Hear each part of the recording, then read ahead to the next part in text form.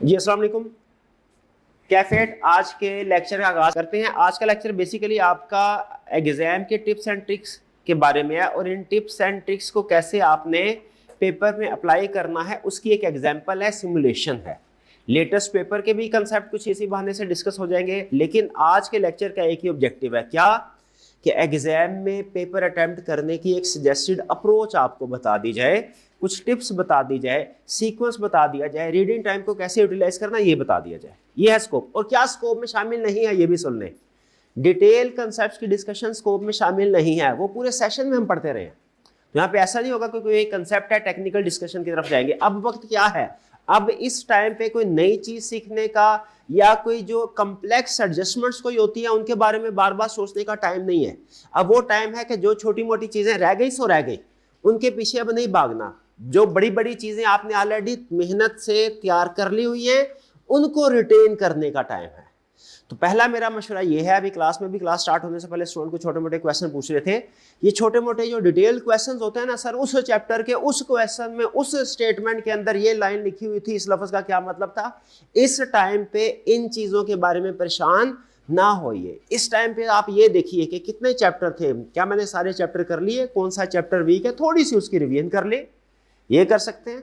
ठीक है, जो चैप्टर वीक हो के स्पेसिफिक क्वेश्चन की तरफ जाने की जरूरत भाई, वो रिस्क ऑफ फ्रॉड वाले क्वेश्चन के अंदर वो वाली जो एडजस्टमेंट थी उसका ट्रीटमेंट क्या है, एक्सप्लेनेशन क्या है, इसको छोड़ दें। अब आपने सिर्फ ये देखना है कि रिस्क ऑफ फ्रॉड का क्वेश्चन नॉर्मली अटेम्प्ट कैसे करते हैं और अमूमी तौर पे उसमें कौन कौन सी वो इंफॉर्मेशन टेस्ट करता है, कौन कौन सा कंसेप्ट टेस्ट करता है।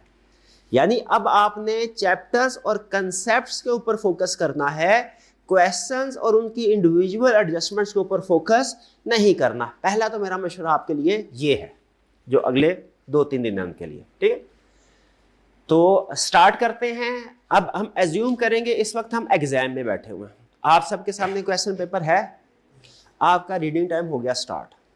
ठीक है, फर्स्ट कीजिए क्वेश्चन में भी डिस्ट्रीब्यूट हो गया। अच्छा, एक चीज मैं आपको बता दूं, आज के लेक्चर में जो भी चीजें मैं आपको बताऊंगा ये सिर्फ और सिर्फ सजेशंस हैं। देखिए, हर स्टूडेंट का ना अपना एक तरीकाकार होता है, तैयारी करने का भी अपना, पढ़ने का भी अपना तरीकाकार होता है, पेपर अटेम्प्ट करने का भी अपना तरीकाकार होता है। अगर आपके पास अपना कोई तरीकाकार है जिसको आप फॉलो करते हैं और वो आपके लिए बिल्कुल ठीक साबित होता रहा है तो उसी को फॉलो कीजिए, कोई प्रॉब्लम नहीं। ये सिर्फ मैं सजेस्टेड अप्रोच आपको बता रहा हूं। अगर आपको लगे कि इसमें कोई चीज अच्छी है उसको अडॉप्ट करें, अगर आपको लगता है कि नहीं नहीं मैं जो काम कर रहा हूं वो बेहतर है तो यकीनन आपके लिए वही बेहतर है, इंडिविजुअल स्टूडेंट्स। क्योंकि टीचर ने जो अप्रोच बतानी होती है वो तो एक जनरल या यूनिवर्सल अप्रोच बतानी होती है जो सारे स्टूडेंट्स के लिए रेलिवेंट हो। अगर किसी भी जगह पे आपको लगे कि नहीं सर की इस बात से ज्यादा जो इस अप्रोच से बेहतर ये वाली अप्रोच है जो मैं फॉलो करता हूँ और अभी तक ठीक है एग्जाम में, तो उसको फॉलो कीजिए। क्योंकि ये कोई टेक्निकल कंसेप्ट नहीं, अगर कोई कंसेप्ट होता ना तो मैं आपसे ये कहता नहीं, टीचर ने जो कह दिया वही आपके लिए फाइनल चीज है, उसी को फॉलो करना है। अब ये कोई कंसेप्ट नहीं है टेक्निकल, ये अप्रोच है, पेपर को कैसे सॉल्व करना, ये आर्ट है, ये पर्सन टू पर्सन वेरी करता है। ठीक है, तो मैं जो सजेशंस आपको दे रहा हूं, सबसे पहले आपने क्या करना है, पेपर आपके सामने आ गया, पहली चीज तो पैनिक नहीं होना। अगर आप पैनिक होगे तो फिर जो आती हुई चीजें भी है ना वो भी ज़हन से निकल जाती है। ठीक है, पेपर में लाजमी 1-2 क्वेश्चन, मेरा अपना तजर्बा भी यही था जब मैं स्टूडेंट था, कभी भी मुझे नहीं याद पूरे सीए में कोई एक पेपर भी ऐसा हो जिसमें मुझे सारे सवाल आते हों। इवन बाज़ औक़ात कुछ पेपर ऐसे हैं जो मैंने दूसरी अटेम्प्ट में दिए हैं, कुछ पेपर ऐसे हैं जो तीसरी अटेम्प्ट में दिए हैं, और पहली अटेम्प्ट में भी पढ़ा, दूसरी में भी पढ़ा, तीसरी में भी पढ़ा, टाइम ज़ाया नहीं किया, मतलब बहुत कम किया, ज़्यादातर पढ़ता था।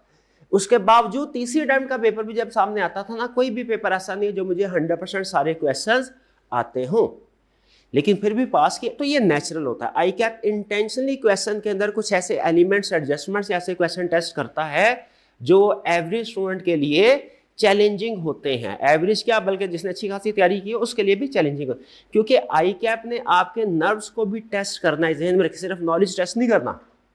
वो जानबूझ के ऐसे क्वेश्चन या ऐसी सिचुएशन के पेपर के अंदर क्रिएट करेगा जिससे पैनिक क्रिएट हो, ताकि जो पैनिक में सर्वाइव कर पाता है वही प्रैक्टिकल लाइफ में जाके आई कैप को रिप्रेजेंट करे। रिक्वायरमेंट है ना सिर्फ नॉलेज नहीं, प्रेशर के अंदर काम करना। आपको पता है हमारी फील्ड ऐसी है, प्रेशर के अंदर ही काम करना होता है अक्सर। तो इसीलिए ज़हन में रखिएगा, पेपर के अंदर ऐसा क्वेश्चन एडजस्टमेंट आएगी जो कि थोड़ा रूटीन से हटके होगी। उसका पर्पस आई कैप का सिर्फ ये होगा, मैं पैनिक क्रिएट करता हूँ, देखता हूँ कौन स्टूडेंट मेरे ट्रैप में आ जाता है, जो ट्रैप में आ गया उसकी परफॉर्मेंस डाउन। तो अभी से ज़हनी तौर पे तैयार हो जाए। दूसरी तीसरी चौथी अटेम्प्ट वाले स्टूडेंट भी होंगे ना, उनके लिए भी कोई एक आधा क्वेश्चन ऐसा ज़रूर होगा जिसको देख के वो सोचेंगे यार ये क्वेश्चन तो मेरा रह गया, लेकिन छोड़ना नहीं है उसको, ठीक है, फील ही आएगी। चलिए सबसे पहले रिलैक्स होके बैठ से। अब 3 घंटे आपके ये वो हैं 3.25 घंटे जिसमें पूरे 6 महीनों की मेहनत जो है ना वो आपने एग्जामिनर को शो करवानी है कि मैंने की है। कैपिटलाइज करने का टाइम आ गया, ठीक है, ये सबसे अहम है। और पहली चीज, पेपर जल्दी करने की कोशिश नहीं करनी, और जल्दी हो भी जाए तो घर नहीं जाना। कोई ऐसी कोई प्रॉब्लम नहीं है कि आधा घंटा जो है आप जल्दी पहुंचेंगे तो आप बड़े कोई केटू फाड़सर कर लेंगे, कोई नहीं। पूरा टाइम लगा के आपने जाना, क्योंकि ये वो 3-3.25 घंटे हैं जिसके लिए 6 महीने आपने तैयारी की है। सबसे पहले पेपर है, मेरी पहली सजेशन, 3 तरह के क्वेश्चन होते हैं, एमसीक्यूज, रिप्रोडक्शन के क्वेश्चन, केस स्टडी। हमारे पास 15 मिनट का रीडिंग टाइम होगा, उसमें हमारे पास आंसर शीट में कुछ लिख नहीं सकते, सिर्फ पढ़ सकते हैं और थोड़ी सी नोटिंग, हल्की सी नोटिंग कर सकते हैं, ठीक है। क्वेश्चन पेपर के ऊपर कितने स्टूडेंट्स नोटिंग करते हैं, कोई एक आधा लफ्ज लिख लेते हैं रीडिंग टाइम के दौरान में। कभी जो इन्विजिलेटर होते हैं एतराज करते हैं इसके ऊपर आपको, तो कहते हैं कि ना करें, थोड़ा सा निशान लगा लेते हैं कि टाइम बाद में। एमसीक्यूज पे निशान लगाने में कोई इतराज तो नहीं करते वो? हाँ बिल्कुल। पेपर में भी एक आधा लफ्ज लिखने में मेरा नहीं ख्याल वो इतराज करते हैं। अंडरलाइनिंग तो ऑफिशियली इजाजत है ना अंडरलाइन करना, लेकिन थोड़े बहुत एक आधा लफ्ज भी लिख ले तो कोई प्रॉब्लम नहीं है, पूरा पूरा सोल्यूशन नहीं लिखना चाहिए, ये चीज़ ध्यान में रखिएगा। सबसे पहले आपको एक फील ये आएगी कि मुझे एमसीक्यूज को अटेम्प्ट करना चाहिए। सबसे पहले रीडिंग टाइम में आपने एमसीक्यूज को अटेम्प्ट नहीं करना, सजेशन मेरी है। उसकी रीज़न ये है कि एमसीक्यूज थोड़ा सा आपका ब्रेन स्टॉर्मिंग का टेस्ट होता है, थोड़ा आपको पढ़ना पड़ता है। तो स्टार्ट में वार्म अप एक्सरसाइज में आपका जितनी एफर्ट इस एक एमसीक्यूज या दूसरा जो एमसीक्यूज है इसको पढ़ने पे और सॉल्व करने पे लगेगी, उससे कई गुना कम एफर्ट में आप एक जो कंसेप्ट रिव्यू क्वेश्चन है उसके बारे में आइडेंटिफाई कर सकते हैं कि मुझे ये कैसे सॉल्व करना है। तो मेरा पहला मशवरा है आपको, रीडिंग टाइम में एमसीक्यूज को अटेम्प्ट ना करें, अभी पहले रिप्रोडक्शन वाले क्वेश्चंस को अटेम्प्ट करें। केस स्टडी भी नहीं करनी, केस स्टडी की तरफ गए ना तो एक केस स्टडी के अंदर ही आपके 10 मिनट गए। केस स्टडी भी नहीं करनी, एमसीक्यूज भी नहीं करने, डायरेक्ट क्वेश्चन नंबर 2 पे आए और देखें कि इसमें रिप्रोडक्शन का क्वेश्चन कौन सा है। क्या पहला रिक्वायरमेंट पढ़ते जाए, पूरी केस स्टडी नहीं, क्या करना है रिक्वायरमेंट। अच्छा ये क्वेश्चन है मेरी ब्लास है, यहाँ पे क्या लिखा है 1 2 3 4, ये नहीं पढ़ना, नहीं पढ़ना, सिर्फ रिक्वायरमेंट में ये लिखे क्या है, फ्रॉड रिस्क फैक्टर, इसको अंडरलाइन कर ले और इसके आगे कहीं ब्रैकेट में यहाँ पे करके ना नंबर लिख ले। क्या नंबर? Chapter number. ऐसे ये फ्रॉड वाला कौन सा चैप्टर है, वैसे तो फ्रॉड से पता चल ही गया आपको, ठीक है, या तो लिख ले, इसको अंडरलाइन कर ले, इससे भी चैप्टर का पता चल जाएगा। एहतियातन अपनी तसल्ली के लिए साथ में अगर आपको चैप्टर नंबर याद हो चैप्टर नंबर लिख ले, नहीं भी याद तो यहाँ पे लिख ले फ्रॉड चैप्टर, ताकि आपको पता चल जाए ये किस चैप्टर से रिलेट करता है क्वेश्चन। डन। क्वेश्चन 3 पे चले, code of ethics. Code of ethics को अंडरलाइन, मुझे नहीं पता क्या सिचुएशन है इसके अंदर, कोड ऑफ एथिक्स को अंडरलाइन कर लें और आगे चैप्टर नंबर लिख लें या नाम लिख लें एथिक्स, ठीक है। रिक्वायरमेंट से भी अंदाजा हो जाता है सिर्फ अगर आप अंडरलाइन कर लें, ethics side code of ethics चला चैप्टर है, लेकिन फिर भी चैप्टर नंबर या चैप्टर का कोई ब्रीफ सा टाइट एक आधा लफ्ज ऐसा लिख ले जिससे आपको पता चल जाए ये किस चैप्टर में से उसने क्वेश्चन पूछा है। क्वेश्चन 4 डिस्कस हाउ, अच्छा इसको पढ़ ले क्वेश्चन नंबर 4 को। क्यों? 3 को मैंने पूरा पढ़ने को रिकमेंड नहीं किया, 4 को किया। क्यों किया? 4 छोटा सा है, वो 10-15 सेकंड लेकिन इसको पढ़ने में। Discuss how an audit engagement letter helps in managing the expectation gap between auditor and user of the financial statement. कौन से वाला लफ्ज है मैं जो मैं बता रहा है चैप्टर? Engagement letter. अंडरलाइन कर लें और आगे नंबर लिख लें, या वैसे सिर्फ अगर आपको अंडरलाइनिंग से भी पता चल जाएगा कौन सा चैप्टर है तो अंडरलाइनिंग भी काफी है, ठीक है। अंडरलाइनिंग कर दें या डब्बा शब्बा बना ले, जो भी आप इजी हो। Next, explain the rational between obtaining an understanding of entity and identifying risk of material misstatement. Also explain why risk identification is considered a dynamic and continuous process rather than A one time exercise. कौन से वाला chapter? Chapter risk assessment वाला। चलिए इसमें जो risk assessment वाले अल्फाज हैं उनको अंडरलाइन कर लीजिए। रिस्क ऑफ मटेरियल मिसस्टेटमेंट, इसको अंडरलाइन कर लें, जिससे पता चल गया कौन सा है क्वेश्चन, रिस्क असेसमेंट वाले चैप्टर का क्वेश्चन है। भाई समझ आ रहे हैं क्या कर रहे हैं हम? ओके। क्वेश्चन 5 पे आइए, नहीं पढ़ना, ये नहीं पढ़ना। क्या कह रहा है? Discuss the weaknesses in NPLs inventory count procedures and explain how this weaknesses could affect the reliability of inventory count results. बताइए कौन सा वाला चैप्टर? कंट्रोल वीकनेस वाला। पहुंच गए कंट्रोल वीकनेस? अच्छा चलिए कंट्रोल वीकनेस को अंडरलाइन कर लें। वीकनेसेस होती है कंट्रोल्स में, वीकनेस को अच्छा वीकनेस के साथ इन्वेंट्री को भी अंडरलाइन कर लें, क्योंकि हमें पता चल जाए कि कंट्रोल वीकनेस का क्वेश्चन है और किस एरिया की वीकनेस के बारे में पूछ रहा है, इन्वेंट्री। चलिए अब एग्जैक्टली क्या पूछ रहा है मेरे को ये नहीं पता, लेकिन मुझे इतना पता चल गया उसने चैप्टर कौन सा टेस्ट किया। Second, state any 3 documentary audit evidence that the auditor should obtain in relation to inventory held at regional warehouse। अच्छा ये गैस करें, ये आपके लिए थोड़ा सा शायद मुश्किल होगा। कौन सा चैप्टर है? सब कौन सा? 17 कौन से वाला है? Audit documentation. ऑडिट डॉक्यूमेंटेशन में तो जनरल डॉक्यूमेंटेशन के रूल हैं। यहाँ ये आपके सब्सटेंटिव प्रोसीजर का क्वेश्चन।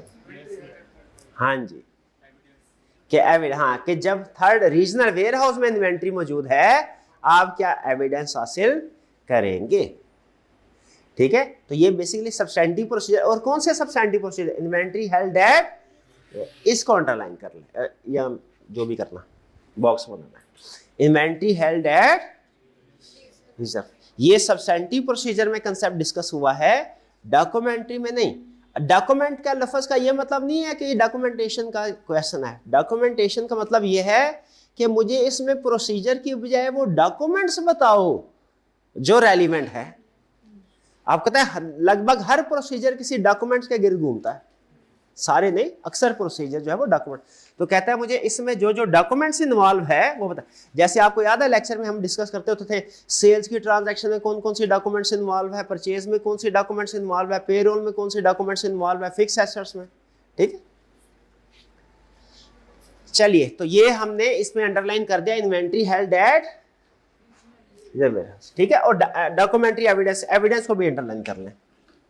आगे चलते हैं, नेक्स्ट पार्ट बी है, इसको भी नहीं पढ़ना, सिर्फ नीचे require. Describe any 4 audit procedure that should be perform to investigate the differences identifying during inventory count. अब ये कौन सा क्वेश्चन हो गया? ये तो बिल्कुल आपने पिक कर लिया। कैसे पिक कर लिया? ऑडिट प्रोसीजर उसने खुद से कह दिया। अच्छी बात ये बता दिया 4। ठीक है, तो उसमें ऑडिट प्रोसीजर को अंडरलाइन कर लें, साथ में लिख लें सब्सटेंटिव प्रोसीजर वाला। फिर discuss whether the auditor should project the pricing error identified in the sample of low value inventory count. किस लफ्ज से पता? सैंपल। सैंपल के लफ्ज को अंडरलाइन कर लें। ठीक है, इसमें आपका कोई बहुत ज्यादा टाइम नहीं लग रहा, मेरा हाल है शायद 30, 35, 40, 45 सेकेंड एक एक लाइन में लग रहे हो, एक एक क्वेश्चन में। नेक्स्ट आगे चलते हैं हम। 6, identify the key audit issues relating to cost of goods sold arising from the above scenario. अब इसमें थोड़ा मुझे एम्बिग्विटी आ रही है। Audit cost of goods sold से तो मुझे लग रहा है कि ये शायद ऑडिट प्रोसीजर वाला एरिया होगा, cost of goods sold.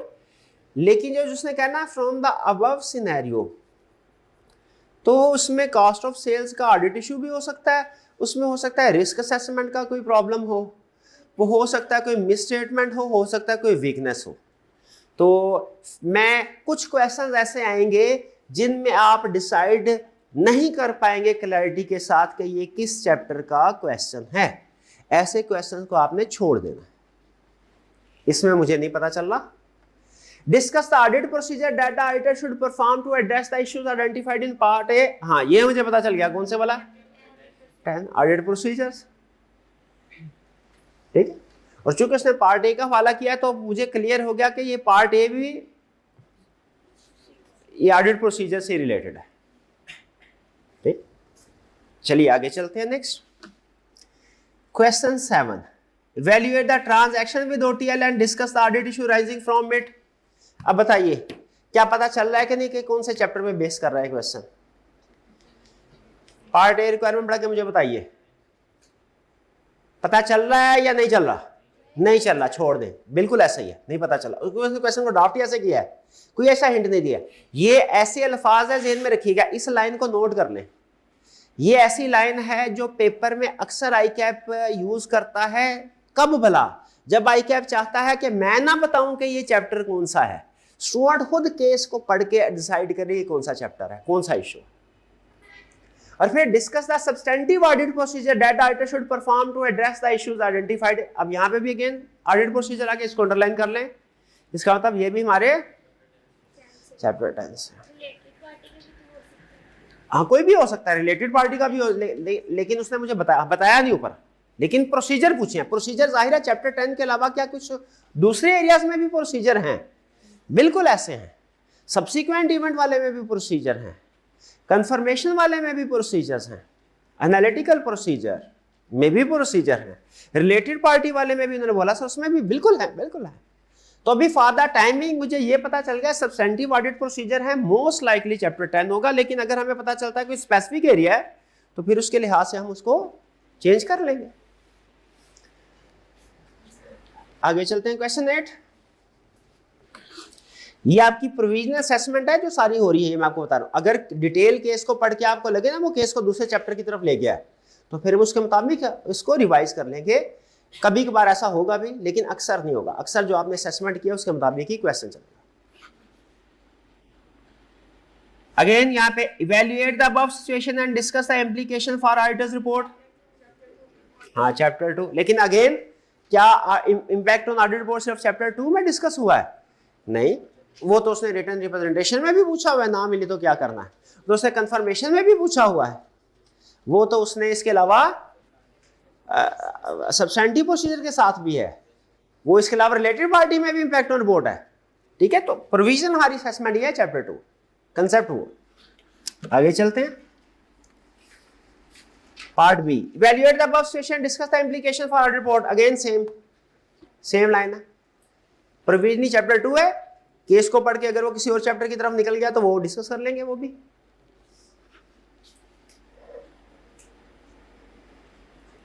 Next, perform a going concern analysis of RL with respect to profitability, liquidity and gearing indicators.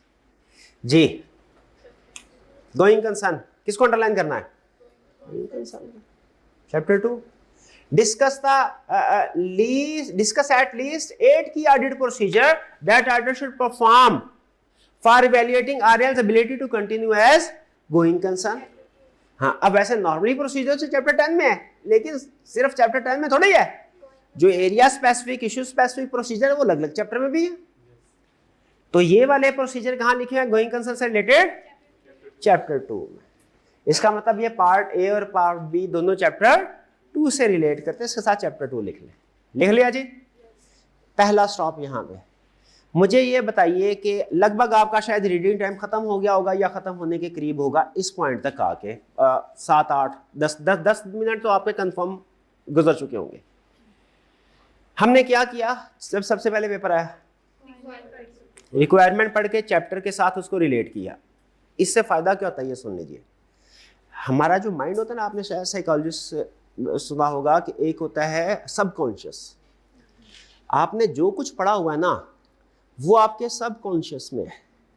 ठीक है, बहुत सी चीज़ें जो भूल जाती है ना वो असल में भूल नहीं जाती, क्योंकि अगर हमें भूल जाती होती जिंदगी में कभी याद नहीं आती, लेकिन जो चीज़ें भूल जाती है ना कुछ अरसे बाद अचानक कभी ऐसा याद आ जाती है, तो वो असल में हमारी मेमोरी में है, वो दूर की मेमोरी में होती है चीज़ें, सबकॉन्शियस में।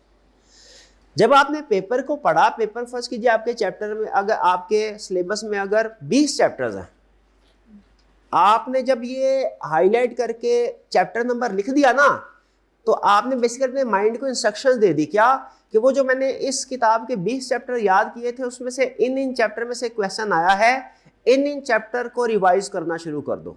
आपने अपने आपको पता नहीं है, लेकिन आपके माइंड ने इंस्ट्रक्शन दे दी आपके सबकॉन्शियस को कि भाई इसको ना रिकॉल करना शुरू कर दे। बात का ऐसे होता है ना, आपने पेपर के स्टार्ट में कोई क्वेश्चन ज़हन में नहीं आ रहा था, जवाब दरमियान में पहुंचते हैं तो अचानक से कुछ सवाल कोई और कर रहे होते हैं, उसका जवाब आ जाता है। ऐसा क्यों होता है?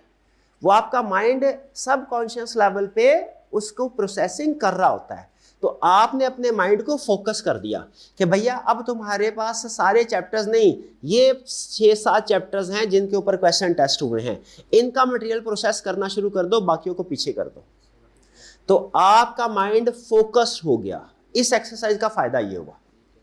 वरना तो आप जब क्वेश्चन तरतीब से पढ़ना शुरू करें तो आपके जहन में होगा पता नहीं अगला सवाल कौन सा आ जाए, पता नहीं अगला सवाल कौन सा आ जाए, और आपका थोड़ा सा पैनिक लेवल भी कम हो गया, क्योंकि अब आपको पता है कि कौन कौन से चैप्टर आएगा आपने टेस्ट किए होंगे।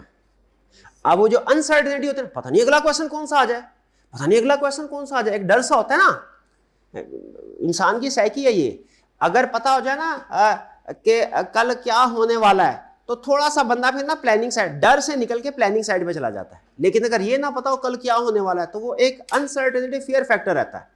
आपका वो फियर फैक्टर, पूरा पेपर आपने एक तरह से पढ़ लिया, सिर्फ एमसीक्यू छोटे मोटे रह गए। वो आपको पता है एमसीक्यूज में हर पेपर में वो कहता है कि स्टूडेंट की परफॉर्मेंस स्ट्रांग होती है। एमसीक्यूज में इस पेपर में भी इसके भी कमेंट्स देखे ना तो सबसे अच्छा जो स्टूडेंट्स का ने परफॉर्म किया वो एमसीक्यूज में किया। तो फायदा इसका, भाई बात समझ आ गई? क्या फायदा हुआ इस एक्सरसाइज का? आपका माइंड फोकस्ड हो गया सिर्फ उन चैप्टर्स के ऊपर जो उसने टेस्ट किए हैं। डन? अब इसके बाद अब वापस आ जाएं, अब आप एमसीक्यूज को करना शुरू करें। अब अगर आपके पास 2-3-4 मिनट रीडिंग टाइम के हैं तो आपने क्या करना है, एमसीक्यूज को पढ़ना शुरू कर देना है पहले,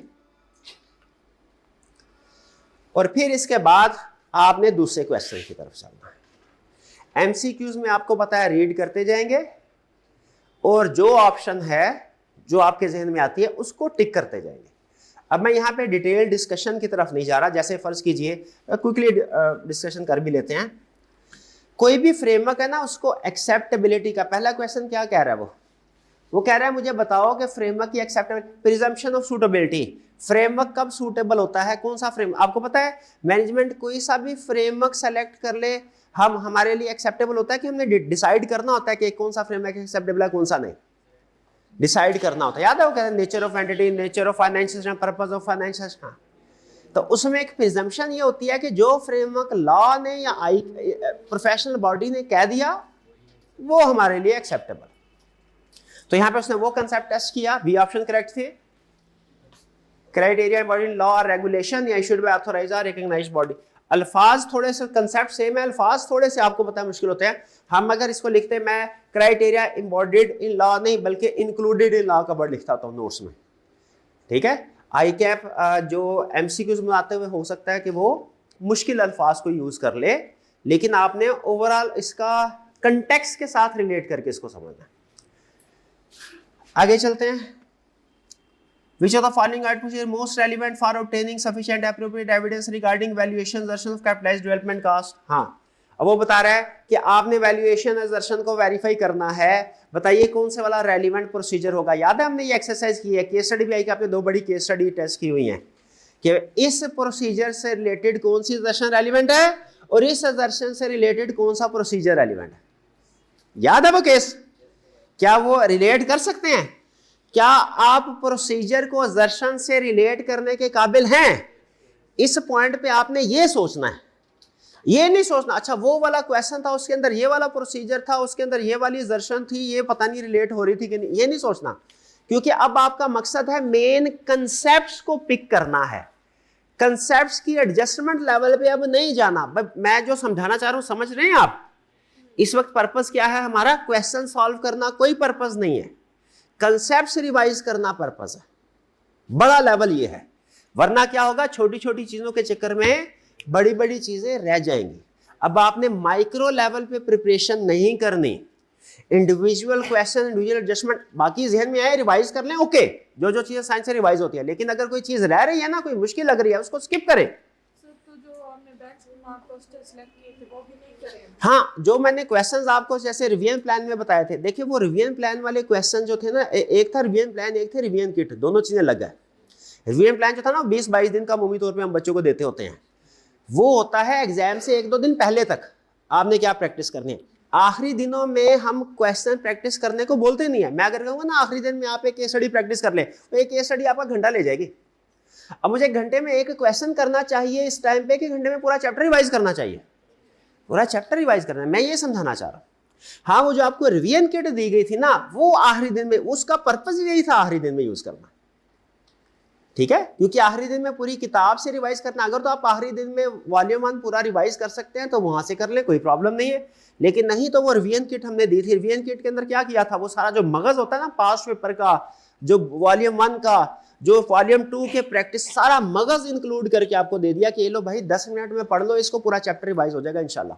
उसके ऊपर मुझे पता है मैंने कितनी मेहनत किया है, मतलब मैं नहीं हाईलाइट करना चाहता, वो डॉक्यूमेंट देख के अंदाजा हो जाता है कि कैसे प्रिपेयर हुआ है। उसको जरूर पढ़ के जाना है आपने, ठीक है। वो आपको याद है जिसमें एग्जामिनर कमेंट्स भी साथ साथ मेंशन हुए थे, रिवीजन किट अलग है, रिवीजन प्लान अलग है। प्लान तो 1-2 सफों का होता है ना, इस दिन ये चैप्टर कर ले, ये सवाल कर लेना, इस दिन ये चैप्टर कर ले, ये सवाल कर देना। रिवीजन किट ये है कि आखिरी दिन में भैया ये पढ़ लो, बस तुम्हारा काम हो गया, ठीक। देखिए 2 चैप्टर लगे हुए, चैप्टर करें, क्वेश्चन या क्वेश्चन की एडजस्टमेंट इस टाइम पे ना करें।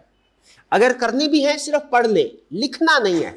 लिखने के जरिए से रिवीजन होती है मोर इफेक्टिव। हम पढ़ते थे ना ऑडिट में, बात मैं ज्यादा टाइम नहीं लेना चाह रहा क्योंकि जाहिर है जो ऑनलाइन बच्चे देख रहे हैं इनका पेपर है, टाइम कम है। हम पढ़ते होते थे एनालिटिकल प्रोसीजर से भी वेरिफिकेशन होती है, टेस्ट ऑफ डिटेल से भी, लेकिन analytical procedure, test of detail है मोर इफेक्टिव लेकिन लेस एफिशिएंट, टाइम ज्यादा लगता है। एनालिटिकल प्रोसीजर जो है ये मोर एफिशिएंट है लेकिन लेस इफेक्टिव है, इनमें टाइम कम लगता है। इस वक्त आपकी अप्रोच एनालिटिकल होनी चाहिए, आखिरी 2 डिटेल्ड अप्रोच नहीं होनी चाहिए, ठीक है। आपने एक चैप्टर वीक है, बाकी चैप्टर्स को भी तो रिवाइज करना है। अगर बाकी चैप्टर को रिवाइज कर लिया, फिर एक चैप्टर वीक है उसको जरूर करें, मैं मना नहीं कर रहा, लेकिन पूरे चैप्टर सिलेबस लेवल पे सोचें। कहीं ऐसा ना हो कि एक क्वेश्चन करते हुए, एक चैप्टर रिवाइज करते हुए मैं बाकी के चैप्टर रिवाइज करने से रह जाऊं। ये गलतियां होती हैं, एग्जाम में भी करते हैं, हम इंसान हैं, हम नॉर्मल लाइफ में भी ऐसी गलतियां करते हैं। कुछ मसले मसाइल ऐसे होते हैं जिंदगी में, उनके ऊपर ज्यादा तवज्जो दे देते हैं, बाद में पता चलता है वो दूसरा बड़ा मसला सामने आ गया। एग्जाम में भी ऐसे एक क्वेश्चन के ऊपर ज्यादा टाइम लगा दिया, एंड में जाके पता चलता है दूसरों के लिए टाइम नहीं बचा। रिवीजन में भी ये 1-2 चैप्टर के ऊपर ज्यादा टाइम लगा दिया, बाकी पता चला दूसरों के लिए टाइम। मैं चाहता हूं आखिरी दिन में ये गलती आप ना करें, पहले जितना रिवाइज याद किया वो कैपिटलाइज करें, रिटेन करें, उसके बाद टाइम हो तो दूसरा जो वीक है उसको भी रिवाइज कर लें, लेकिन रिटन प्रैक्टिस आखिरी दिन में नहीं करनी, मेरी सजेशन है। आगे जाहिर आपकी मर्जी। चलिए, तो ये एमसीक्यूज पता चल गया आपने, ठीक है। बबल शीट के जरिए से करने हैं पहली चीज ये, और फिर इसके बाद इनको अच्छा एक और चीज,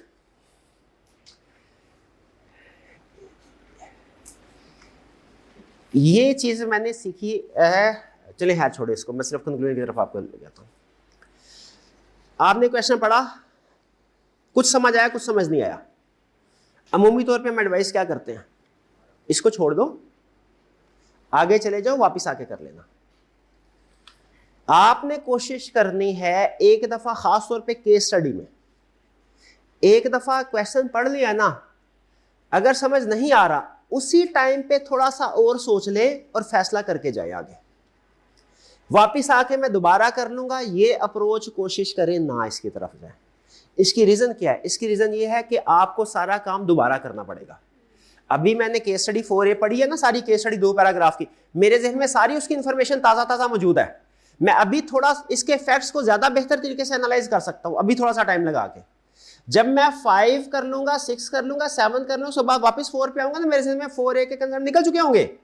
मुझे वो केस स्टडी दोबारा पढ़नी पड़ेगी, और हो सकता है किसी दूसरी केस स्टडी के कंसेप्ट मिक्स ना हो जाए, मतलब सम टाइम।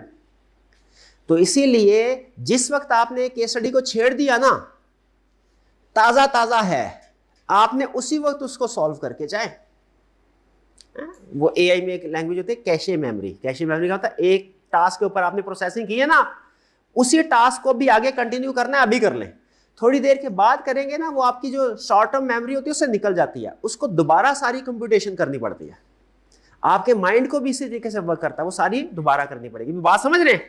तो कोशिश करें, अगर कोई केस स्टडी ऐसी है कि उसमें कोई 6 वीकनेसेस ढूंढनी थी, 4 ढूंढ लिया, बाकी 2 नहीं है, तो ये ना सोचे मैं बाकी के क्वेश्चन कर लूं, बाद में वापस आके 2 ढूंढ लूंगा। उन 2 के लिए सारा क्वेश्चन दोबारा पढ़ना पड़ेगा।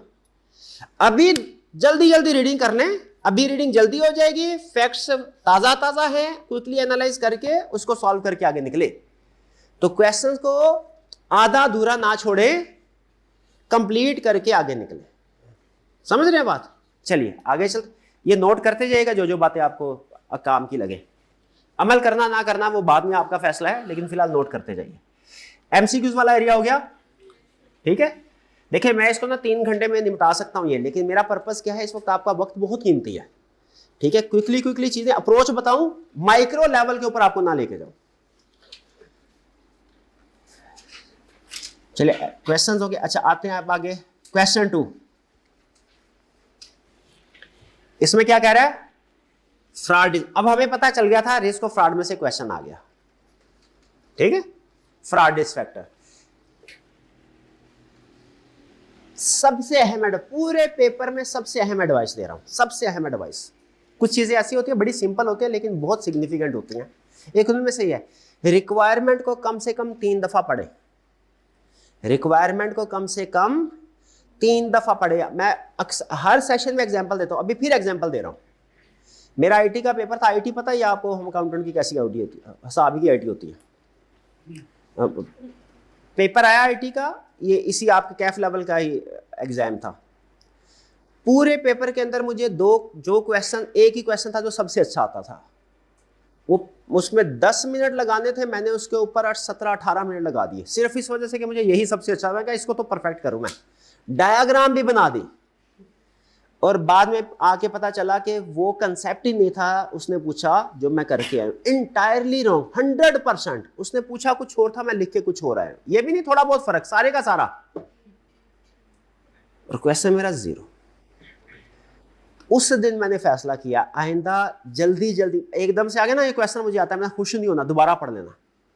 पहली दफा वाली फीलिंग जो है ना, बाज़ औक़ात 60% राइट होती है, लेकिन सम टाइम रॉन्ग भी होती है। बाज़ औक़ात फर्स्ट टाइम आपको लगता है ये क्वेश्चन मुझे आता है, दूसरा बड़ा लगता है नहीं ये इसमें कुछ और कहानी थी, ये लफ्ज़ तो पहली दफा मेरी नजर से नहीं गुजरा। और सम टाइम ऐसा था पहली दफा हमें लगता है कि क्वेश्चन में नहीं आता, सेकंड रीडिंग में पढ़ते हैं ना तो फिर अच्छा ये तो मिलता जुलता है उस क्वेश्चन के साथ जो हमने किया था। तो हर रिक्वायरमेंट को समझना सबसे ज्यादा जरूरी है, ठीक है। रिक्वायरमेंट को समझना।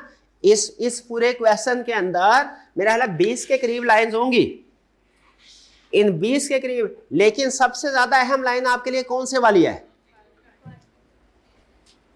रिक्वायरमेंट। वैसे मैं उस पेपर में पास हो गया था, पता नहीं क्यों हो गया था, जिस पेपर एग्जाम्पल दे रहा हूं ना, मुझे नहीं उम्मीद थी, और मेरा दिल कर रहा था, एक ही क्वेश्चन में दिल करता सुसाइड कर लूँ मैं, वो बड़ा टेंशन में आया था मैं।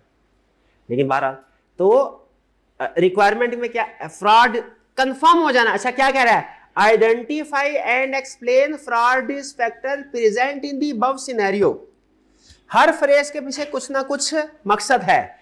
इन दी अबव सिनेरियो का मतलब है जो किताब में लिखे हुए थे रिस्क फैक्टर वो ना रटा मार के छाप देना, सिनेरियो में से रिस्क फ्रॉड रिस्क फैक्टर निकालना है। और फिर क्या कह रहा है, आइडेंटिफाई करो और एक्सप्लेन करो। आइडेंटिफाई का मतलब क्या है, रिस्क की हेडिंग बनाओ। एक्सप्लेन करने का मतलब क्या है, रीजन दो, रीजन दो उसकी। आईकैप ने एक जो कॉमन एरर, एक होता है question wise error, question wise comments, उसमें भी सेम एरर आइडेंटिफाई किया है, और ओवरऑल कमेंट्स में भी सेम एरर आइडेंटिफाई किया है। बड़ी स्टूडेंट की प्रॉब्लम क्या होती है, बड़ी प्रॉब्लम अब बता रहा हूं। एक इस क्वेश्चन के हवाले से अगर बताऊं तो फ्रॉड रिस्क फैक्टर आइडेंटिफाई कर देंगे मेजॉरिटी ऑफ स्टूडेंट्स, एक्सप्लेन नहीं कर पाते। आपने कोई 2-3 क्वेश्चन रीड करके ना ये जहन में पक्का कर लेना है कि रिस्क को एक्सप्लेन कैसे करना है। सिमिलर प्रॉब्लम वो आइडेंटिफाई कर रहा है, इशू आइडेंटिफाई कर, लिख लीजिए इसको, ये बहुत अहम है कि बच्चा क्या करता है, इशू आइडेंटिफाई कर लेता है, एक्सप्लेन नहीं कर पाता। स्टूडेंट इशू आइडेंटिफाई कर लेता है, एक्सप्लेन नहीं कर पाता। सेम इशू रिस्क असेसमेंट के क्वेश्चन में है, स्टूडेंट रिस्क आइडेंटिफाई सारे कर लेता है, ये उसकी स्किल बड़ी स्ट्रांग होती है, एग्जामिनर कह रहा है, लेकिन उसको एक्सप्लेन नहीं कर पाता क्यों रिस्क है। ये इन्वेंट्री इंक्रीज हो रही है, रिस्क है, ये बता दिया। Increase in inventory risk, inventory 20% increase as compare to last year, ये बता दिया। आगे भी बताना क्या, क्यों रिस्क है, क्योंकि इन्वेंट्री सेल नहीं हो रही, ये ऑब्सोलीट हो चुकी होगी, राइट डाउन टू एनआरवी करनी है। ये है एक्सप्लेन रिस्क। तो आई क्या कह रहा है, बड़ा एरर क्या बता रहा है आपको, बच्चा इशू आइडेंटिफाई कर लेता है। और ये मसला एक टॉपिक का नहीं है, रिस्क असेसमेंट में same problem, code of ethics में same problem, weakness in controls में सेम प्रॉब्लम, और भी कोई केस स्टडी जिसमें वो कहता है इशू आइडेंटिफाई करो और एक्सप्लेन करो, उसमें भी सेम प्रॉब्लम। क्या भला, आइडेंटिफाई कर लेते हैं, एक्सप्लेन नहीं करते। तो आपने खास तौर पे सॉल्यूशन को पढ़ना है ना, जब रिवीजन करनी है या एग्जाम में, जब ये चीज ध्यान में रखनी है, मैंने इश्यूज आइडेंटिफाई करके एक्सप्लेन भी करने हैं, मैंने इश्यूज आइडेंटिफाई करके एक्सप्लेन भी करने हैं। ठीक है, यहां पे भी सेम क्वेश्चन। ठीक है, अब मैं वन बाय वन उसको नहीं पढ़ा, आपने ये टाइम ज्यादा हो गया इसमें, अगर आप कहते हैं तो कोई मैं करवा देता हूं आपको। हाँ कर लेंगे आप, चलिए ठीक है, आगे चलते। मैं चाह रहा हूं बड़े वही सेम अप्रोच, छोटे छोटे इश्यूज के बजाय बड़े इश्यूज आपके उनके ऊपर हाईलाइट करें। तो यहां पे ये जो उसने बताया है ना, एक बड़ा इशू रिक्वायर, अगर आप कहें ना सर आज के पूरे लेक्चर को छोड़े हमें सिर्फ एक हिदायत करें, क्या करूं, मैं कहूंगा रिक्वायरमेंट को 3 दफा पढ़ लेना अटेम्प्ट करने से पहले। ये मेरी सबसे अहम एडवाइस होगी आपको पेपर के हवाले से। आगे चलते हैं, नेक्स्ट फ्रॉड रिस्क फैक्टर। फिर इसके बाद नेक्स्ट कौन सा है, code of ethics. Code of ethics में भी same problem, code of ethics में भी सेम, क्या इशू आइडेंटिफाई कर लेते हैं, एक्सप्लेन नहीं करते, एक्सप्लेन नहीं करते। और इसमें एक और प्रॉब्लम भी है, एक मिनट दीजिएगा, उसके बाद एक और प्रॉब्लम भी है, जरा रिक्वायरमेंट को पढ़े। नहीं वो तो सिचुएशन के लिहाज से, वो तो उसने बता दिया ऊपर क्वेश्चन के अंदर कि you are engagement senior, acceptance condition नहीं है। और अमूमी तौर पे code of ethics more than 90% वो आपका ड्यूरिंग एंगेजमेंट वाला। रिक्वायरमेंट को पढ़ लें जरा, फिर आपसे एक सवाल पूछना है, रिक्वायरमेंट पढ़ लें।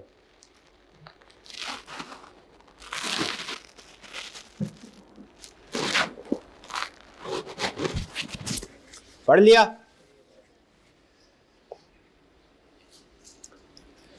आंखें बंद करें, जल्दी से मेरे सवालों का जवाब दीजिए। पहला सवाल, क्या इस क्वेश्चन में सिर्फ थ्रेट आइडेंटिफाई करने थे कि fundamental principle issue, fundamental principle भी डिस्कस करने थे?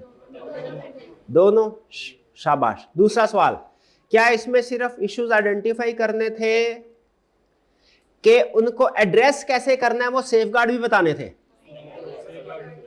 सेफगार्ड नहीं बताने थे, पक्का? हाँ, बस आपको आंखें खोलने, ये चीजें नोट करनी है आपने। पहली चीज प्रिंसिपल खास तौर पे बोल दिया, लाजिम है हमने प्रिंसिपल भी डिस्कस करना है। और दूसरी चीज क्या, थ्रेट। अब इसमें इशू सुन ले, इसमें गड़बड़, इसमें इस कोड ऑफ एथिक्स के क्वेश्चन में वो क्या कहता होता है, कहता है नंबर 1, बच्चा प्रिंसिपल्स को या तो डिस्कस नहीं करता, या डिस्कस करता है तो एक ही लाइन में 2-3 प्रिंसिपल इकट्ठे बता देता है।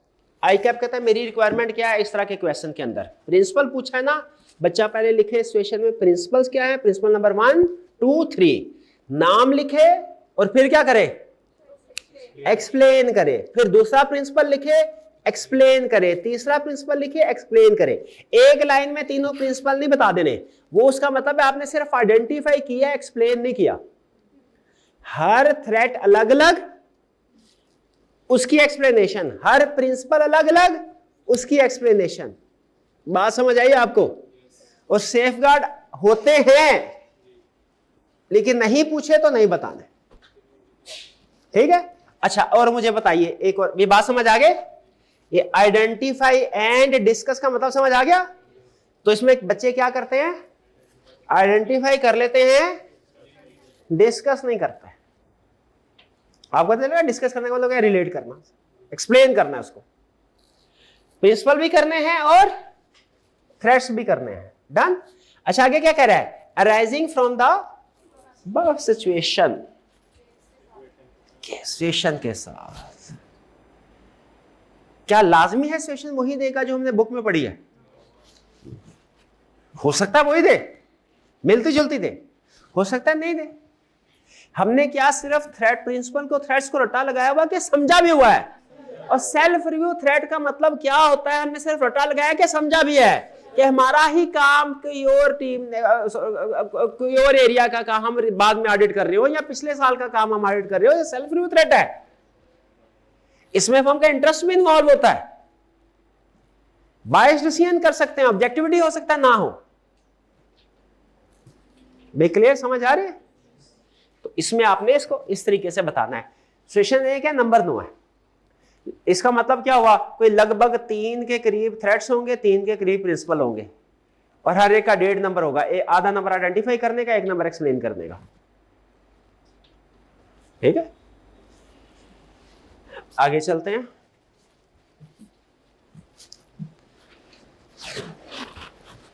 फिर से मुझे बताइए, अभी तक हमने क्या कहा, अप्रोच क्या होनी चाहिए। सबसे पहले एग्जाम में गेस्ट डेस्टिड अप्रोच क्या है, क्या करना है, रीडिंग टाइम में रिक्वायरमेंट्स को पढ़ के चैप्टर के साथ रिलेट करना है।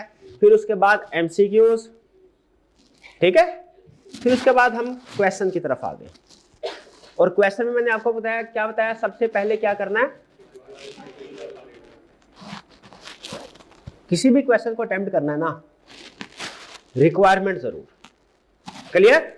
अब मैं आपको हर टाइप ऑफ क्वेश्चन में रिक्वायरमेंट का क्या मतलब है और किस चीज का ध्यान रखना है ये बता रहा हूं, ठीक है। अच्छा, एंड में एक सवाल में से जरूर पूछना है, तरतीब क्या होनी चाहिए सर क्वेश्चन की। ये भी अक्सर बच्चे पूछते हैं, सर क्वेश्चन किस तरतीब से करें। ये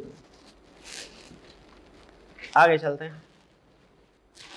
क्वेश्चन 3, ये हमारा कोड ऑफ एथिक्स। अच्छा ये मुझे बताइए क्वेश्चन 2, ये जो कुछ क्वेश्चन ऐसे होते हैं जिनमें हमने इश्यूज को आइडेंटिफाई करना होता है, ये कौन से वाले क्वेश्चंस होते हैं, जरा मुझे बताइए कौन कौन से क्वेश्चन ऐसे होते हैं जिनमें हमने कुछ इश्यूज को आइडेंटिफाई करके एक्सप्लेन करना होता है।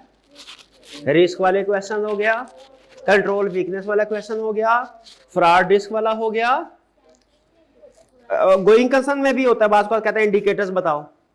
इस तरह के क्वेश्चंस में आई कैप सबसे बड़ी गलती स्टूडेंट्स की क्या आइडेंटिफाई कर रहा है, एक्सप्लेन नहीं कर पाते।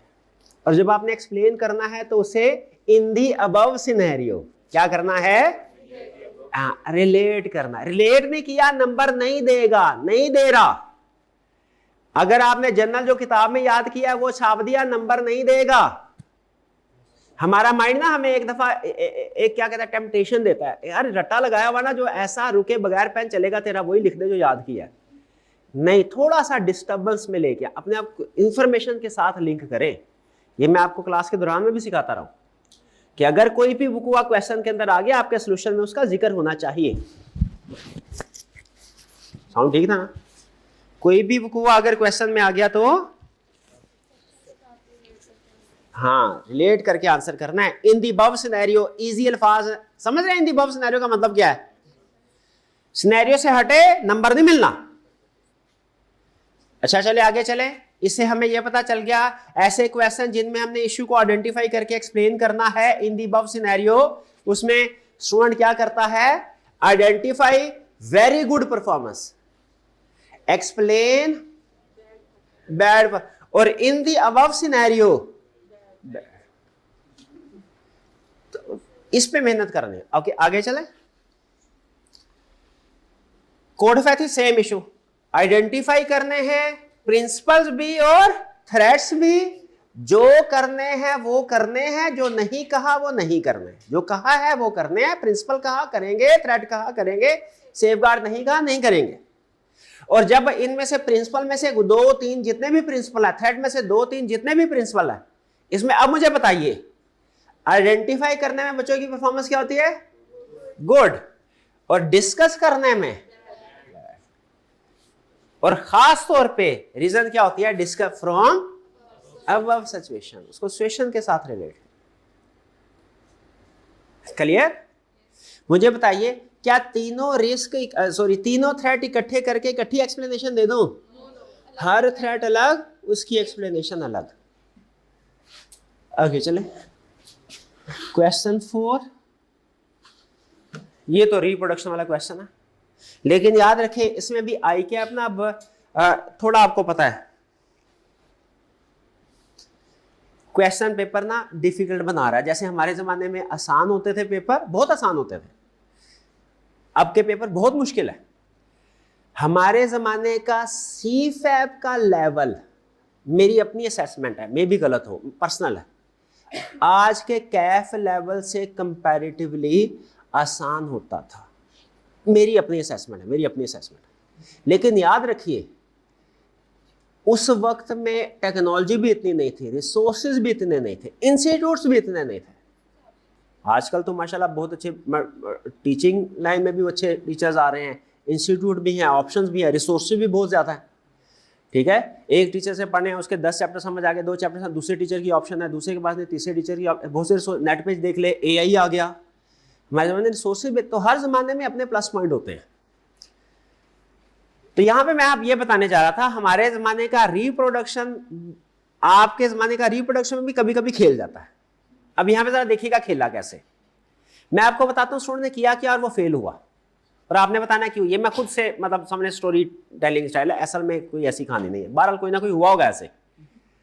Discuss how an audit engagement letter helps in managing the expectation gap between auditor and discuss user of the financial statement. Question को पढ़े, पढ़ के मुझे बताइए क्या समझ आया।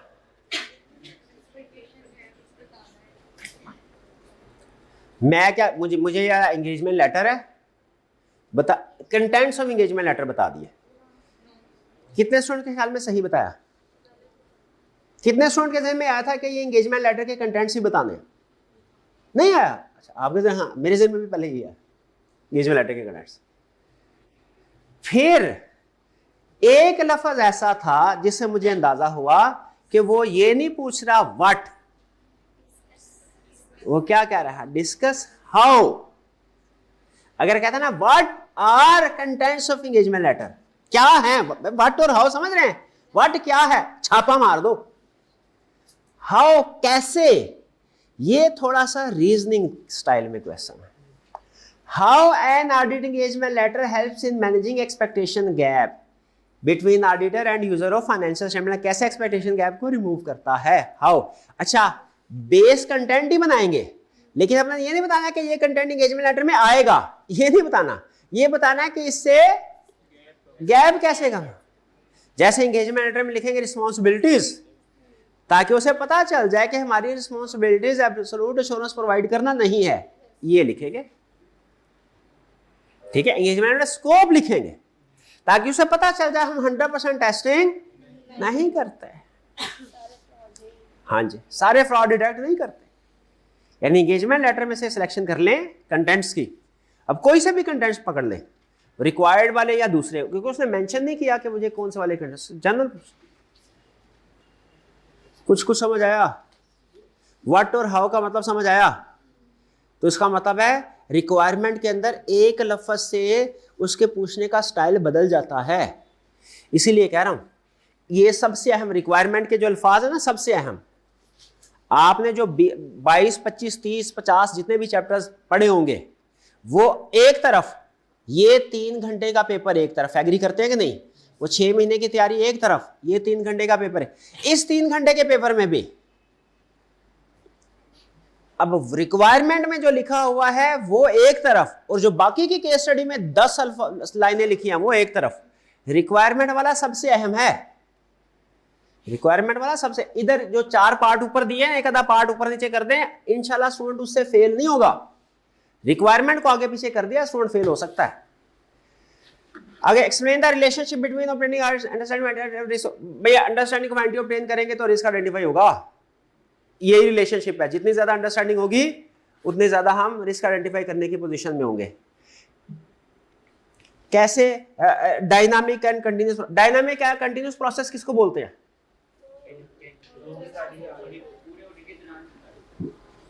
एक चीज जो आप सिर्फ एक स्टार्ट में करें उसके बाद कभी भी ना करें, वो डायनामिक नहीं है, वो कंटिन्यूस नहीं है, वो स्टैटिक है। डायनामिक या कंटिन्यूस कौन सी है? चेंज होती है। रिस्क असेसमेंट सिर्फ स्टार्ट में होते हैं कि बाद में चेंज भी हो सकते हैं, मटीरियलिटी भी चेंज हो सकती है।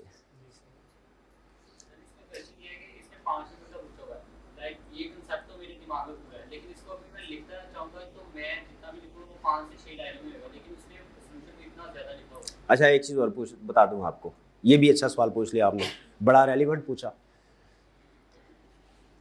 इनका क्वेश्चन ये है कि सर इसने पूछा है हमें 5 नंबर के लिए, समझ आ गया क्या पूछ रहा है, ये भी समझ आ गया क्या लिखना है, ठीक है। सर हम जितना लिख पाते हैं ना वो है 5-6 लाइंस, जितना कंसेप्ट है हमारा। एग्जाम का सॉल्यूशन देखो 10-12 लाइंस है, डबल है, तो हम उतना कैसे लिखें? असूल याद कर लें, एक समझ लीजिए, आपको पेपर में वो प्रोफेशनल एग्जाम में लेंथ की बेस पे मार्क्स नहीं देता, वो हमेशा कंसेप्ट या वैलिड पॉइंट्स की बेस पे मार्क्स देता है। कंसेप्ट की बेस पे मार्क्स नहीं दे, सॉरी लेंथ की बेस पे मार्क्स नहीं देता, कंसेप्ट या वैलिड पॉइंट्स की बेस पे मार्क्स देता है। और बाजू का सोल्यूशन ना, हम खुद भी, अगर आपने हमारे क्लास टेस्ट के सोल्यूशन देखे हो ना, ये खासतौर पे मॉक्स वाले भी अगर उसमें आपने देखे हो, उससे पहले भी, अमूमी तौर पे उसकी लेंथ ज़्यादा होती है, क्योंकि सोल्यूशन का मकसद थोड़ा सा आपको एक्सप्लेन करना भी होता है। सोल्यूशन का मकसद हरगिज़ नहीं है कि ये चीज़ आपसे एग्जाम में रिक्वायर्ड है। जैसे सोल्यूशन के ऊपर ना कोई इंस्ट्रक्शन लिखी होती है, 2-3 लाइन डिस्क्लेमर सा लिखा, उसमें लिखा होता है कि ये सोल्यूशन को फाइनल ना समझना, अल्टरनेटिव भी हो सकता है।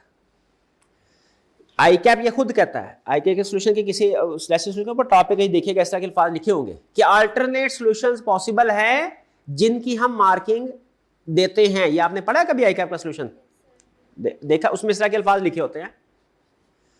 ACCA body, professional body, international global, वो अपने पेपर में ये लिखते हैं, जो सोल्यूशन होता है उनका, कि हम जो सोल्यूशन आपको दे रहे हैं ये उससे कहीं ज्यादा है जो एग्जाम में स्टूडेंट से रिक्वायर्ड होता है। इसलिए अगर आप अपनी असेसमेंट देखना चाहते हैं ना कि आपने फुल नंबर लाने के लिए पेपर पूरा कर लिया कि नहीं, तो सजेस्टिव सोल्यूशन के साथ कंपेयर ना करें, मार्किंग प्लान के साथ कंपेयर करें। असूल ये है, आप अपने मार्क्स कितने मिले कितने नहीं मिले नेचुरल हर स्टूडेंट करता है। आपने जब ये वैल्यूएशन करनी है तो किसके साथ करनी है? सजेस्टिव सोल्यूशन के साथ नहीं कंपेयर करना, मार्किंग प्लान के उसने जो इश्यूज बताए थे, इस रिस्क के इतने नंबर इसके मैंने वो आइडेंटिफाई किए, उसने बोला था 8 रिस्क मैंने आइडेंटिफाई किए हैं, मुझे पूरे एग्जामिनर कमेंट्स में कहीं पे ये बता दे कि उसने ये कहा हो कि बच्चे को लॉन्ग पॉइंट बताना चाहिए था, उसने शॉर्ट बता दिया। वो जहां कहीं एग्जामिनर कमेंट्स में कमेंट करेगा ना, वो यही करेगा, पूछा कुछ और था बताया कुछ और, मैंने ये पूछा था बच्चे ने ये लिखा ही नहीं, इस तरह के कमेंट करेगा। ग्रामर की मिस्टेक कभी नहीं बताएगा, स्पेलिंग की मिस्टेक कभी आज तक उसने एग्जामिनर कमेंट्स में बताई, लेंथ के ऊपर उसने कभी नहीं बताया कि भैया 1 नंबर के क्वेश्चन के लिए इतना लिखना था, बच्चे ने इतना लिखा, कभी नहीं बताया। तो इसका मतलब है जो चीजें उसने कभी भी नहीं बताई ना, इंप्लिसिट है कि वो इररेलेवेंट है। समझ गए? तो आपने उसकी तरफ जाना है, कंसेप्ट की तरफ। वैलिड पॉइंट्स दिए कि नहीं दिए? ICAW वो क्या करता था, एक जब मैं स्टूडेंट था, अभी शायद ये प्रैक्टिस होगी, वो बहुत अच्छी प्रैक्टिस थी। आईकैप इसलिए मेरा नहीं ख्याल, सॉरी आईकैप भी बहुत अच्छी प्रैक्टिस थी। आईकैप बहरहाल फिलहाल इसको फॉलो नहीं कर रहा। वो क्या था, वो जो बेस्ट स्क्रिप्ट होता था ना बच्चों का, जिन बच्चों ने पेपर दिया हुआ था 2 बेस्ट स्क्रिप्ट, वो अपलोड करता था। अच्छा, अपलोड चेंज करके करता था, यानी वो स्कैन कॉपी नहीं करता था, जो बच्चे ने लिखा था ना उसको टाइप करके वो लिख दिया करता, हमें अंदाजा हो जाता था, और वो बता देता था कि बच्चे वहां पे 3 लफ्ज लिखे होते थे, उसके आगे टिक करके उसने मार्क दिए होते थे, कि हालांकि ऐसे सिचुएशन में उसने पूरी लाइन लिखी होती थी। आपकी वर्डिंग चार्टर्ड अकाउंटेंट की वर्डिंग सेम नहीं हो सकती। आपका अपना वो सॉल्यूशन जो आपने टाइम बाउंड करके लिखा हो और वो सॉल्यूशन जो ओपन टाइम में लिखा हो सेम नहीं हो सकता। हमारे सॉल्यूशन इतने अच्छे, इतने स्ट्रांग, इतने क्यों होते हैं टीचर के? क्योंकि हमारे पास ओपन टाइम है, हमारे पास प्रेशर नहीं है। हमें भी अगर आपकी एग्जाम कंडीशन में, एग्जाम प्रेशर में काम करना पड़े, हमारे सॉल्यूशन आपसे भी 2 हाथ आगे हो। मेरी तो राइटिंग भी तबाहकुन है, वो राइटिंग ना समझ आए, तो ये फर्क होता है। ये तो क्या इस सारी डिस्कशन, चूंकि काफी मेजर पॉइंट्स है, मैंने इसके ऊपर थोड़ा टाइम लगा दिया। Length of the question matter नहीं करता। हाँ, आपने कोशिश करनी है, उतना टाइम जरूर लगाएं, लेकिन इसको एग्जैक्ट मैच करना कोई ऐसा रूल नहीं है आईकैप की तरफ से कि 1 नंबर के लिए इतना लिखना है। हमने थोड़ा सा आपको गाइडेंस के लिए ना रूल बताया होता है, 1 नंबर के लिए आपने लगभग कोशिश करनी है 20 अल्फाज लिखें, ठीक है, ये रूल आपको बताया हुआ है। लेकिन ये भी खुद से ही जैसे सोल्यूशन को देख के, कमेंट्स को देख के, उनकी कैलकुलेशन करके अल्फाज की बताया। चलिए आगे चलते हैं। हाँ, फर्म का नेम लिखा आई, वी, यू, दे में, इससे कोई फर्क नहीं पड़ता, वो आपको मार्क्स देगा आपके ऑडिटिंग के कंसेप्ट के। आई, वी, दे, लटरम पटरम से कोई मार्क्स नहीं देगा। और दूसरा, क्या एब्रीविएशन यूज कर सकते हैं बच्चे, ये भी पूछते हैं। जो एब्रीविएशन आपने किताब में कहीं पे पढ़ी है या पेपर में कहीं पे पढ़ी है वो यूज कर सकते हैं, खुद की बनाई हुई एब्रीविएशन यूज नहीं कर सकते। जैसे आप अगर देखें ना तो वो हर क्वेश्चन में, जैसे उसने ये लिखा VAL, ये आपको पता है नाम तो लिख दिया उसने, VAL क्यों लिखा? अपने लिए नहीं लिखा, अपने खुद भी यूज कर रहा है, लेकिन खुद तो वो पूरा नाम भी लिख सकता था आपके लिए कि आपने अब एग्जाम में अब पेपर स्क्रिप्ट के अंदर VAL लिखना है, VAL लिखना है। 2-4 भी यूज कर सकते हैं, TCWG, लेकिन मटेरियल में स्टेटमेंट के लिए MM यूज नहीं कर सकते, वो कोई स्टैंडर्ड नहीं है एब्रीविएशन, कुछ एब्रीविएशन स्टैंडर्ड कुछ नहीं है। ठीक है, आगे चलते हैं। यानी खुद से जो आपने बनाई होगी ना, जो आप मैसेज करते हुए एब्रीविएशन बनाते हैं ना, वो एब्रीविएशन पेपर में यूज नहीं करनी, सिंपल रूल। जो उस तरीके जो आपने कहीं ना कहीं पढ़ी है ना किताब में, वो यूज कर सकते हैं पेपर में। हाँ, तो इसमें खुद कर सकते हैं। सिल्वर लाइन कौन सा था, हाँ, इसमें खुद लिख सकते हैं। सिल्वर लाइन एक दफा लिख के आगे SL लिख दे और फिर आगे SL यूज करें। एब्रीविएशन बनाने का ये भी सूल है, कोई किसी भी टर्म की एब्रीविएशन बनानी है, फर्स्ट टाइम लिखे और उसके आगे लिख लें उसके फर्स्ट जो वर्ड है, उसके बाद उसको एब्रीविएशन यूज करें। आगे चलते हैं जी, next question 5। Section A section B कोई लेना देना नहीं है आपका इसके साथ, कोई प्रॉब्लम नहीं है। उसने ग्रेड वाइज कोई क्लासिफिकेशन की हुआ है, इसमें कोई नहीं है, कोई इस तरह की साइंस नहीं है कि ग्रेड ए में पास होना जरूरी है, बी में भी पास होना जरूरी है, दोनों में पास होंगे तो फिर पास होंगे, कोई साइंस नहीं है इस तरह की। पेपर या पूरा पास होता है या पूरा फेल होता है। ठीक है, कंट्रोल वीकनेसेस का क्वेश्चन है, इन्वेंट्री वाला, इन्वेंट्री से रिलेटेड, वो टिपिकल है, मतलब इसमें कोई नहीं चीज जी क्या, हाँ जी इजी है ये। लेकिन इसमें रिक्वायरमेंट में मुझे बताइए, रिक्वायरमेंट पढ़ के क्या, discuss the weakness in NPLC inventory count procedure and explain how these weaknesses could affect the reliability of inventory count results. कह रहा है मेरे को ये भी बताओ क्या वीकनेस है और क्या बताओ, एक्सप्लेन करो क्या। आप ये तो आइडेंटिफाई कर लेंगे कि भैया इंडिपेंडेंट टीम नहीं है इसमें से, ये आइडेंटिफाई कर लेंगे, लेकिन आगे जो एक्सप्लेन करना है इससे फर्क क्या पड़ेगा, ये नहीं कर पाते, करते ही नहीं या सही कर नहीं पाते।